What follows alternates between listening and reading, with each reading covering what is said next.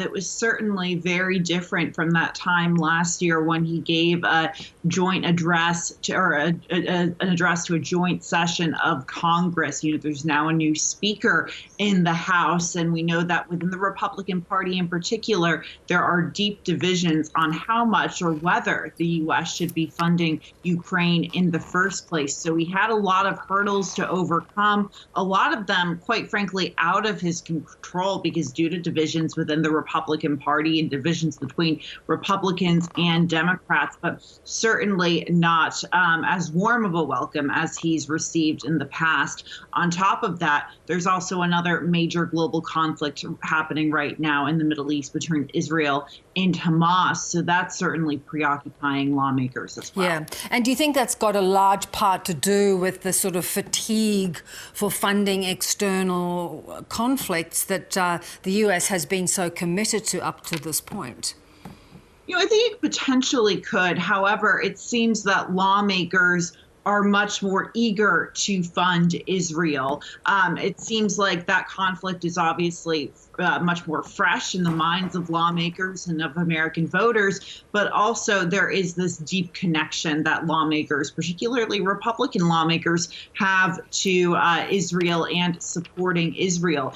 What you're seeing is essentially, some Republican lawmakers questioning, how the funding to Ukraine is being used. In fact, there was one senator from Ohio, J.D. Vance, who suggested that Ukraine could potentially have to cede territory to Russia in the long term, and then sort of, made this comparison of giving money to Zelenskyy is like funding one of his minister's yachts. So that's not a universal view held by Republicans, but it just goes to show, I think, how much the view on Ukraine has soured among some lawmakers. Yeah.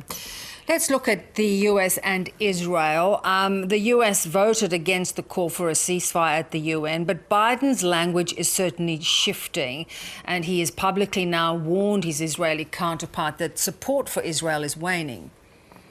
It's certainly shifting, and it's shifting because there's not only global pressure on Israel to peel back or stop its bombardment of Gaza, but also there's pressure on Biden to shift his language, not only from, he's getting that from quite a bit of Democrats as well.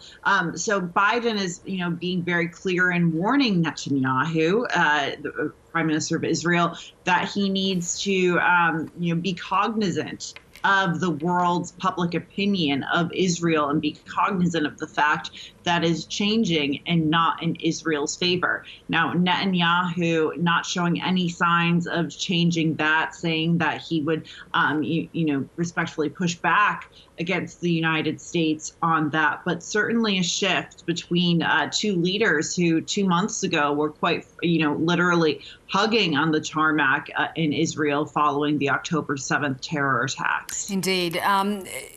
How much influence, from your understanding, is the Biden administration actually able to have on Netanyahu, particularly going forward, and what's going to happen once they declare that the conflict is over in Gaza?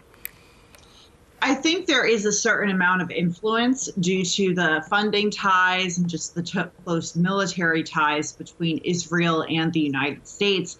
That being said, though, I think there will be some political differences. Netanyahu has a very conservative government. You're already seeing those differences start to bubble up between Biden and Netanyahu. So, it's unclear what's going to happen after this war is over, how they're going to move forward. But it's very clear that there's already some disagreements that have not only been happening behind the scenes, but are really coming to the surface into the public view. Yeah. And of course, Hunter Biden is in Washington.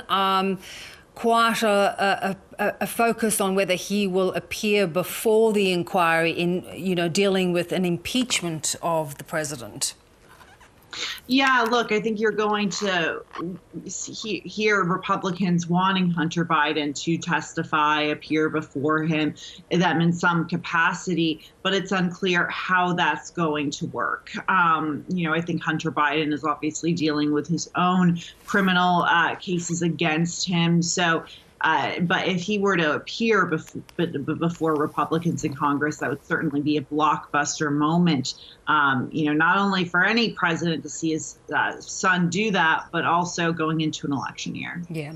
Julia, wonderful to see you, and that magnificent Christmas tree that you've got behind you. It's really bringing us into the festive spirit. Good to see you. Take care.